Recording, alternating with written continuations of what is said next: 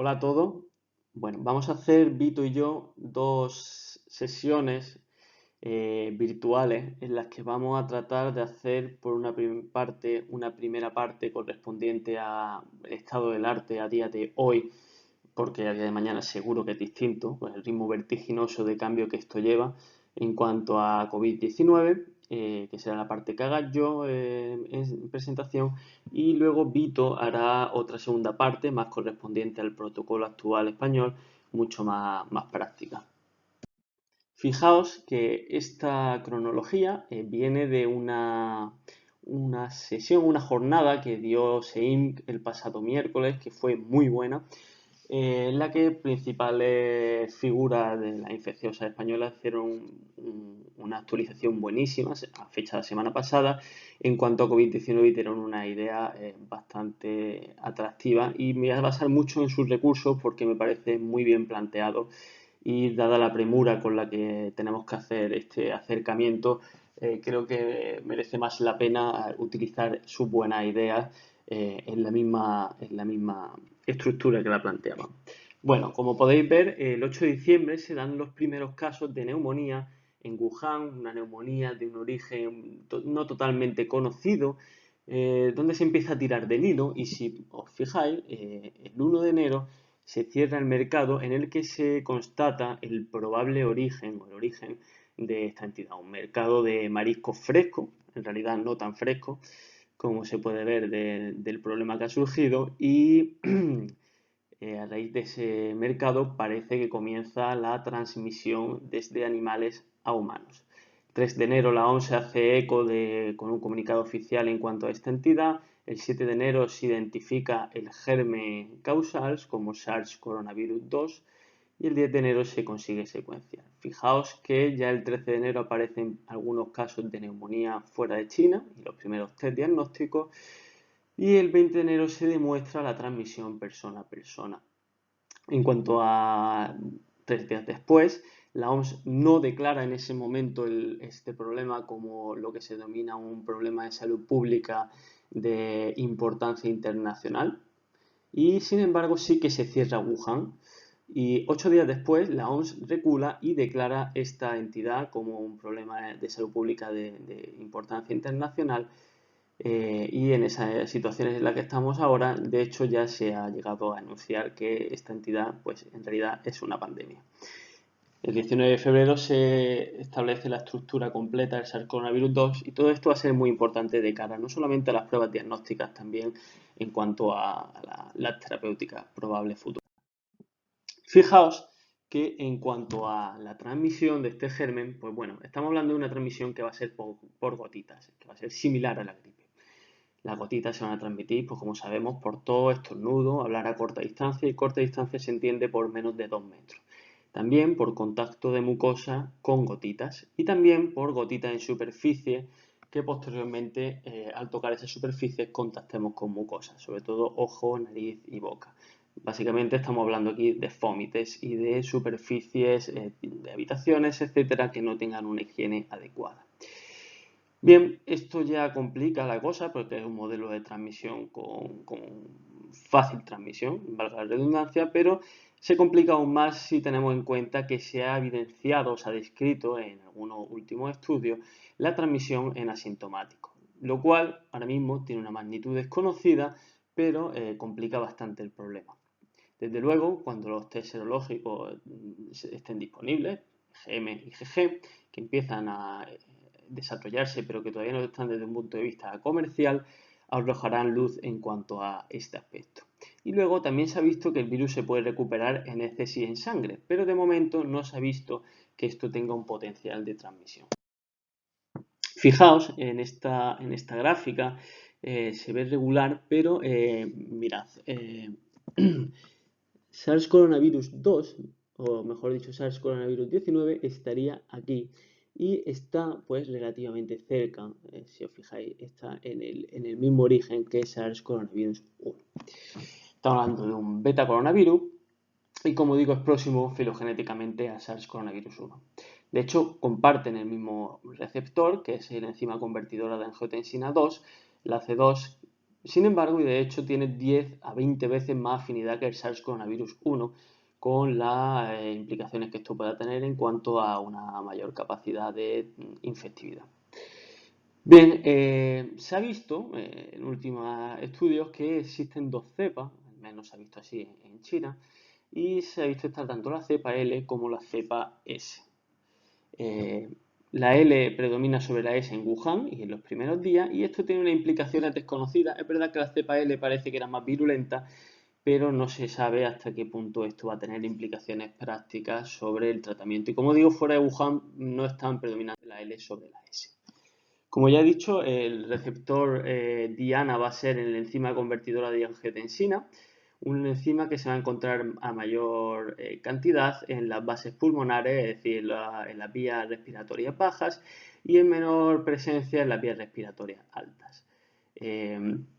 Como digo, el SARS tiene menor potencial de unión que el SARS coronavirus 2, y esto va a hacer pues, que el SARS se una con más afinidad y tenga mayor presencia a nivel de las vías bajas que en las vías altas, lo cual pues, va a tener sus implicaciones clínicas y diagnósticas en el sentido de que muestras que no sean o que no tengan suficiente material de vías bajas van a suponer muestras de calidad baja y por tanto tienen posibilidades de presentar falsos negativos. Fijaos que esta es una diapositiva sobre el potencial de transmisión del coronavirus. En la parte inferior izquierda tenemos el concepto de RO.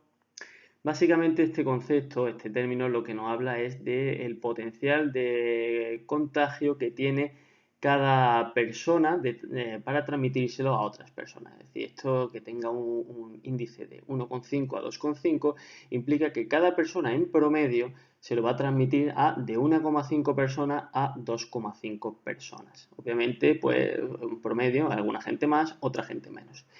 Si os fijáis, en la parte superior derecha de la diapositiva tenemos una comparativa de distintos gérmenes, donde podemos observar un cuadrante rojo que básicamente lo que se refiere es la posible área donde se estima que debe de estar SARS-CoV-2. Como veis, pues el eje vertical es el porcentaje de fatalidad, mientras que el eje horizontal es el RO, la capacidad de infectividad. Obviamente, cuanto más arriba y más a la derecha esté, más fácil será de transmitirse y de producir mortalidad. Bueno, como podéis ver, está en una zona donde tendría un RO que puede estar, pues lo que hemos dicho, entre 1,5, 2,5 y con unos porcentajes de mortalidad nada despreciables. Si os fijáis, en el intervalo que se le considera no llega a SARS, aunque puede ser que tenga prácticamente la misma contagiosidad, y sin embargo sí que queda con una mayor contagiosidad aparente que el MERS, y eso sí, no llegaría a la mortalidad ni tampoco el ébola, ni de la gripe aviar, polio, fiebre, esa gripe española, etc.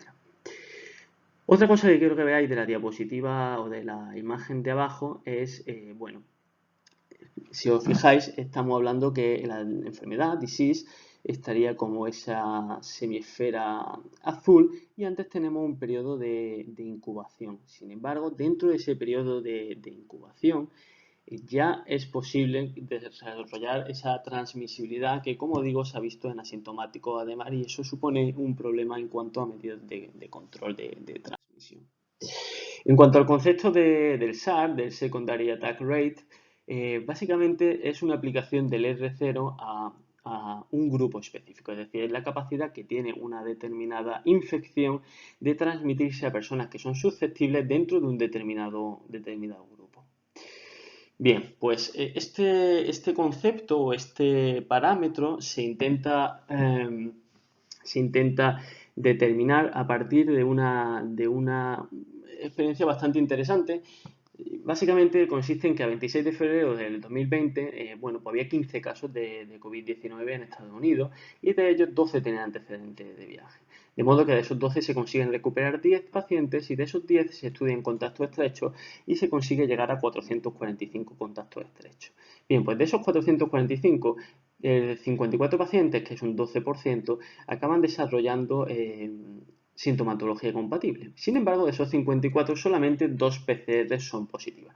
Y eso nos lleva a una tasa de secondary attack rate del 0,45%, lo cual quiere decir que en un ambiente en el que exista un contacto más o menos normal, no se acaba de especificar, esa sería la tasa de transmisibilidad, al menos en lo que refiere a Estados Unidos y fuera de hospitales. Bueno, en esta gráfica, si empezamos por la de la izquierda, vamos a tener arriba la leyenda en cuanto a R0 desde un punto de vista teórico. ¿Vale? En rojo el R0 de 1,5, en negrito de 2,5 y en marrón de 3,5. Sin embargo, en el eje vertical lo que vamos a tener es el número efectivo de reproducción, es decir, un R0 pero ya adaptado a las condiciones reales. Y en el eje horizontal lo que vamos a tener es el porcentaje de contactos que deberíamos de seguir. Bien, pues si nosotros cogiéramos una entidad con un R0 de 1,5, que puede ser el mejor de los casos de COVID, y quisiésemos que su número real de reproductividad cayese a un 0,5, necesitaríamos controlar el 100% de los contactos. Pero un concepto que es muy importante y saber es el siguiente. Un número de reproductividad efectivo por debajo de 1 hace que se transmita a menos personas que de las que proviene. Con lo cual, lo único que necesitamos para parar la cadena de transmisión es que los R0 efectivos caigan por debajo de 1. En ese punto, las cadenas de transmisión empiezan a cesar por sí solas. Por tanto, lo único que tendremos que buscar es llegar a esa línea discontinua que está puesto en 1 y, como podemos ver, en el caso de que tuviese un 1,5, solamente necesitaríamos llegar al 20% de los contactos y hacerlo bien. En el caso de que tuviese un 2,5, sí que vemos que haría falta llegar a casi al 80% de los contactos y en el caso de un 3,5 habría que llegarse al 100%. A la derecha tenemos otras posibles situaciones, es decir, también cuántos contactos deberíamos de seguir y en el eje vertical, en este caso, qué porcentaje de los brotes podríamos controlar. Fijaos que en la gráfica A sería dependiendo de los casos iniciales, obviamente a menos casos iniciales, menos contactos debemos de seguir para llegar a mayor porcentaje de control. En la B sería introducir precozmente o más tardíamente los aislamientos, punto de vista lógico, pero con una demostración práctica. Por otra parte, y esto es muy interesante, en la C sería la transmisión antes de los síntomas. Bien, la línea más a la izquierda es la de que los pacientes que estén asintomáticos transmitan en menos de un 1%. Y la línea más de la derecha en un 30%. Obviamente, cuanto más transmitan estando asintomáticos, más contactos debemos de seguir porque más fácil es esa transmisión. Igualmente con las infecciones subclínicas.